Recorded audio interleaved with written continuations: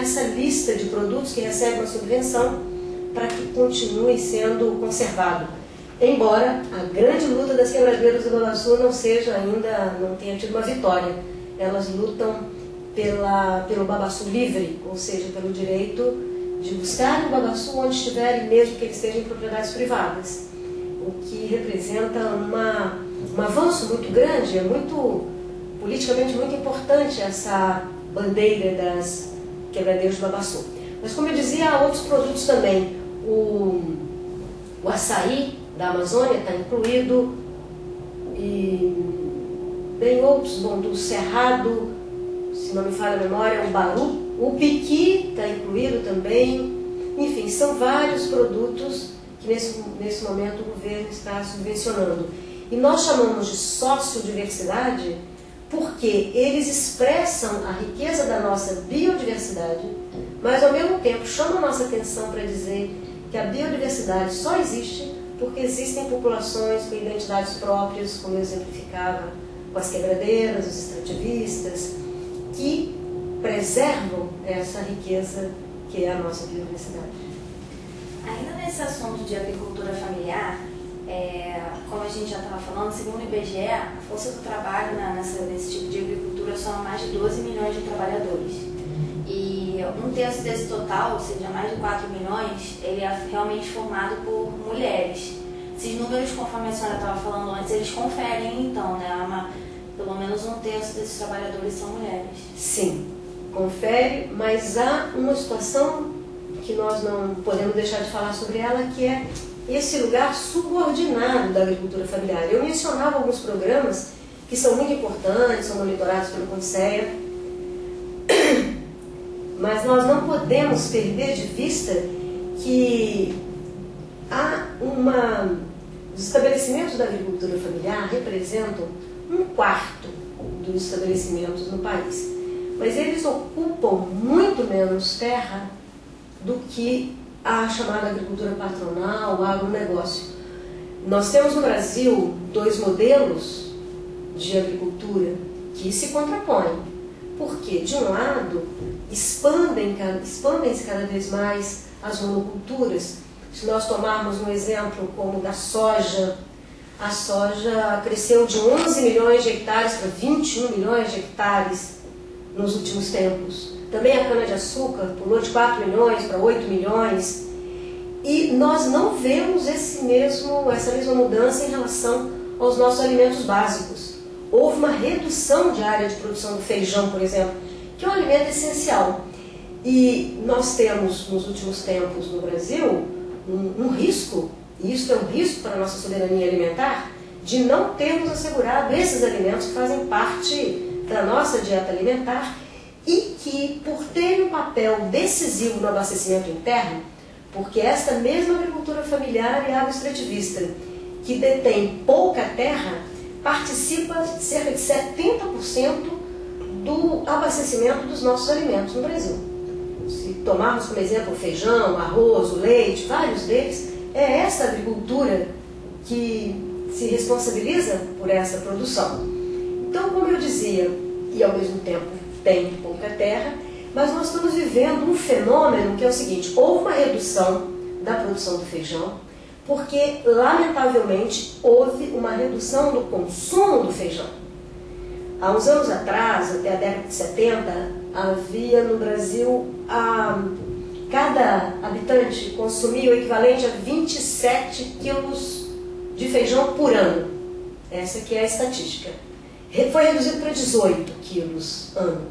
Então é uma redução drástica, que também ajuda a mostrar que nós estamos vivendo uma mudança de padrões de consumo radical no Brasil. Isso só por quê? Porque nós estamos consumindo mais os produtos superprocessados, industrializados, que estão também ajudando a explicar o índice crescente de obesidade no Brasil. E essa é uma questão que lá no Conselho, juntamente com a defesa da agricultura familiar, se constitui numa questão muito importante para nós. Nós entendemos que é necessário que o governo brasileiro exerça um papel regulador mais decisivo sobre os nossos padrões de consumo, que haja, porque hoje nós temos, inclusive, a mídia exerce uma influência muito grande no consumo desses alimentos superprocessados. Com relação às crianças, a propaganda associa o alimento muitas vezes aos brinquedos, e é assim que procedem várias cadeias alimentares, né, de consumo no Brasil. E por isso lhes trouxe um vídeo para além do peso, muito além do peso, desculpa, que é muito interessante, feito pelo Instituto Alana, que tem representação no Conselho, que trabalha a defesa da criança, né, dos direitos do consumidor. E é muito importante olhar nesse vídeo como se exerce essa influência da propaganda sobre o consumo de alimentos. Bom, mas então fiz um certo passeio para mostrar que o nosso compromisso vai da produção ao consumo, mas queria insistir nessa importância política de valorização da agricultura familiar. Nós temos que ter um freio no Brasil a essa expansão da monocultura. Há uma campanha que nos últimos tempos ela reduziu um pouco o seu peso, mas que era uma campanha pelo limite do tamanho da propriedade no Brasil. Porque nós temos áreas, especialmente na região centro-oeste, no Cerrado, tivemos uma expansão da grande propriedade de forma que coloca em risco a soberania alimentar. Eu ia dizer que essa outra variante está ocorrendo no Brasil. Não só há uma redução da produção de alguns alimentos, então tem um deslocamento, cresce a produção para combustível, para exportação, né, dessas mercadorias, né, como há uma redução da produção de alguns alimentos e concentração de alguns deles. É o caso, por exemplo, do arroz. O arroz no Brasil hoje está mais concentrado no sul do Brasil, no Rio Grande do Sul, de sorte que esses eventos extremos de mudança climática, seca, combinado com inundação, isso pode nos colocar também em risco, porque era preciso que houvesse uma descentralização maior da produção de alimentos, né? E um compromisso que o governo precisa também ter em relação à variedade de cada espécie. Nós não temos no Brasil hoje um grande programa que garanta o domínio das sementes por parte dos agricultores familiares. Então este é um outro caminho que no Conselho nós também já vimos traçando, né? Da defesa do livre uso da biodiversidade pelos agricultores, que eles tenham o apoio do governo para garantir que as variedades não desapareçam. E há muitas variedades de feijões, por exemplo, no Brasil. E a garantia das variedades é uma garantia da nossa segurança alimentar. Mas para isso é preciso que haja programas que fortaleçam os chamados bancos de sementes, essas formas solidárias que os agricultores têm historicamente, porque são eles que nos garantiram a existência hoje de muitas variedades. E essas variedades precisam ser preservadas com apoio, com programa de semente, com compra governamental de semente. O programa de aquisição de alimentos vem comprando um pouco de sementes dos agricultores que precisam também garantir que eles tenham estoque, especialmente para esses momentos, como eu disse, de maior dificuldade, de uma safra ou outra, né? Então esse é um programa também crucial, que a gente tenha um programa nacional de agrobiodiversidade no país, com a preservação dessas variedades, é fundamental. Qual é a visibilidade do trabalho da mulher camponesa hoje no Brasil? Olha, a mulher tem uma importância fundamental. Nós temos conhecimento que, bom, as mulheres é que criaram a agricultura, precisamos lembrar todo mundo, isso há milênios, mas a agricultura começou com as mulheres. Mas no sistema capitalista tem uma questão fundamental, que o trabalho da mulher, ele se torna, principalmente no campo, se torna invisível para tornar invisível também essa apropriação que a sociedade faz desse trabalho que é realizado. Não há um reconhecimento sobre a relação que existe entre o trabalho produtivo e o trabalho reprodutivo. Então as próprias mulheres, quando elas falam sobre o que elas fazem, muitas vezes elas mesmas mesmo não declaram de uma forma tão precisa a jornada de trabalho delas. Recentemente no Brasil teve uma pesquisa que mostrava que por semana, e essa foi uma publicação feita pelo Núcleo de Estudos Agrários do Ministério do Desenvolvimento Agrário, um importante núcleo, MEAD, e lá nós vemos que, se não me falha a memória, por semana os homens no campo declaravam que tinham 23 horas de trabalho, 33, e as mulheres muito menos, 19, algo assim. Por quê? Porque elas consideram, embora trabalhem lá no roçado, elas plantam, elas participam da colheita, participam da broca, além disso fazem o trabalho também no entorno da casa, trabalham cuidando dos filhos, mas avaliam que o trabalho delas não é trabalho, é ajuda. Então isso é uma questão complicada, essa invisibilidade se explica por aí e também porque a maneira como historicamente se falou desse trabalho é uma maneira preconceituosa, que revela essa desigualdade de gênero, de relações de gênero que existe dentro da família, dentro das instituições em geral e dentro da sociedade. No Brasil, os homens participam muito pouco, ou quase nada, da divisão do trabalho doméstico. E por isso essa é uma das reivindicações das mulheres histórica, que esse trabalho doméstico tenha uma participação para que não haja essa dupla, tripla jornada das mulheres. E nos últimos tempos as mulheres têm se organizado cada vez mais e lutam pelo direito à sua auto-organização e para que as políticas reconheçam o trabalho delas. Então a auto-organização das mulheres é muito importante porque temos visto no Brasil não só novos movimentos de mulheres, são vários, né? Os movimentos regionais, movimentos nacionais, mas também as mulheres se organizam em grupos que são muitas vezes informais. Às vezes transformam em associações que têm personalidade jurídica, mas há uma luta hoje que nós apoiamos no Conselho para que, por exemplo, nas compras governamentais, através do Programa Aquisição de Alimentos, Programa de Alimentação Escolar, seja feita a compra também de grupos informais das mulheres.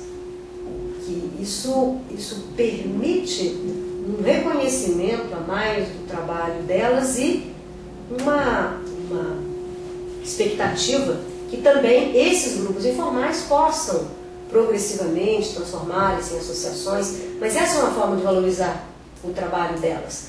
Ao mesmo tempo, as mulheres também hoje, para que sejam reconhecidas como trabalhadoras, elas precisam ter seus documentos civis.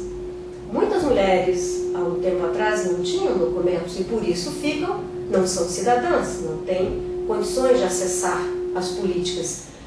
Com a criação de um departamento de apoio à organização produtiva das mulheres dentro do Ministério do Desenvolvimento Agrário, foi feita nos últimos anos uma campanha muito importante para que as mulheres tenham sua documentação civil. E evidentemente que os próprios movimentos organizados participaram ativamente na implementação dessa campanha, que é fundamental.